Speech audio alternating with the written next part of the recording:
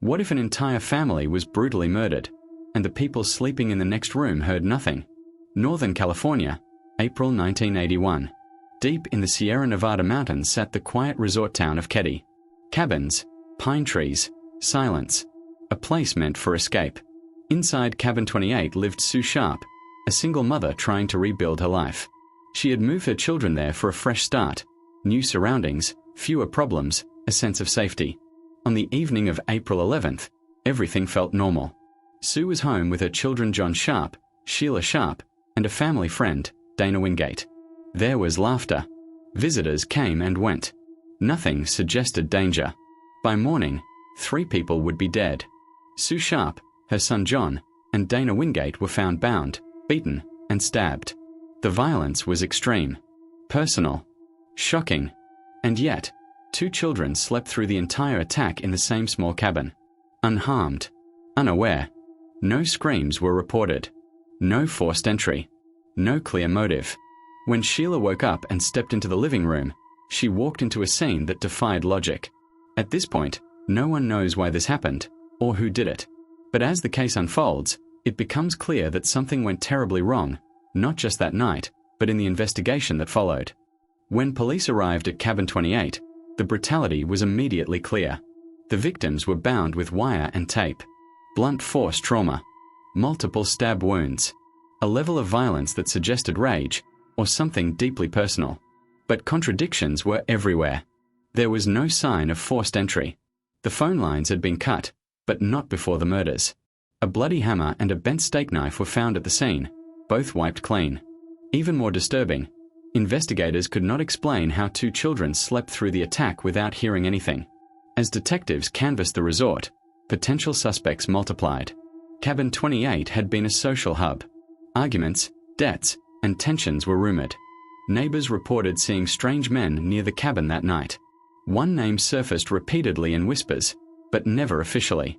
Meanwhile, critical mistakes were made. The cabin wasn't properly sealed. Items were moved.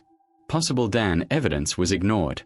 Instead of narrowing the focus, the investigation stalled almost immediately. Leads weren't followed. Witness statements conflicted. And within days, urgency faded.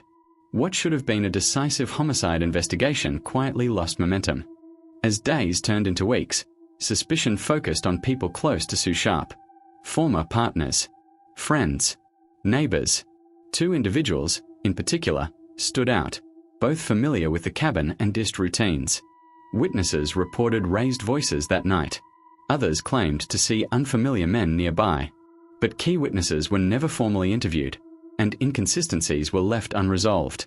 Even worse, evidence began to disappear. Blood-stained items were thrown away. The crime scene was poorly documented.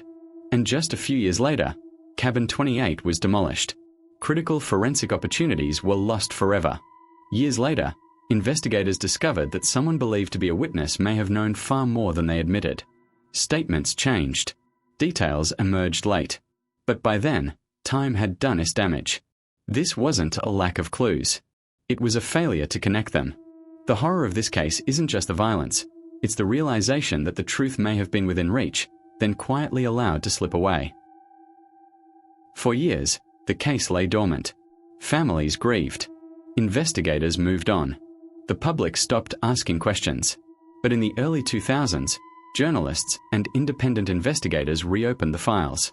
Old reports were compared. Witness statements revisited. Patterns emerged that had been ignored.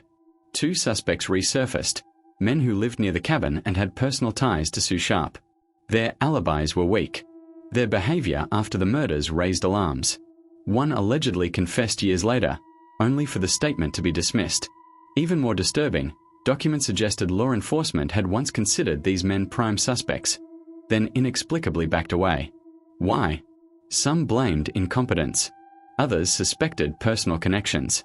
A darker possibility lingered, that the truth was deliberately avoided. Then, in 2013, a breakthrough. Modern forensic testing produced a partial Dan profile from tape used at the crime scene. For the first time in decades, there was tangible evidence. But it didn't match anyone in the system. And once again, momentum stalled. More than 40 years later, the Keddie Cabin Murders remain officially unsolved. The cabin is gone. The resort is gone. But the questions remain. How did 2 children sleep through such violence? Why were key suspects never charged? What evidence was lost or destroyed before it could speak? This case isn't just an unsolved mystery. It's a warning. Justice depends not only on facts, but on the willingness to pursue them, especially when it's uncomfortable. The families never stopped searching. Their persistence is the only reason this case still exists in public memory. Some crimes don't stay buried. They wait. And the truth has a way of resurfacing, even decades later.